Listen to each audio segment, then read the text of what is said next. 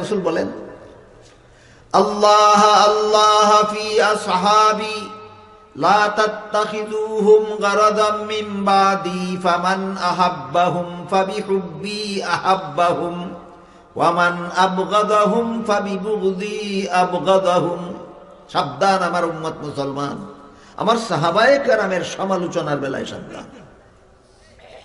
যে আমার সাহাবাগণের সমালোচনা করলো সে আমি রসুলকেই সমালোচনা করলো। এই সমালোচনার দ্বারা আমি রসুলের কষ্ট হয়, আর আমি রসুলকে যে সমালোচনা করলো সে আল্লাহকেই সমালোচনা করলো। এই সমালোচনার দ্বারা আল্লাহর কষ্ট হয়। সুতরাং সাহাবাদের সমালোচনা কইরা যারা রসুলকে কষ্ট দেয়, রসুলের সমালোচনা কইরা যারা আল্লাহকে কষ্ট দেয়, এদের মরতে দেরি হতে পারে, কিন্তু আল্লাহ এদেরকে গজবের হাতে ধরতে দেরি করবেন না।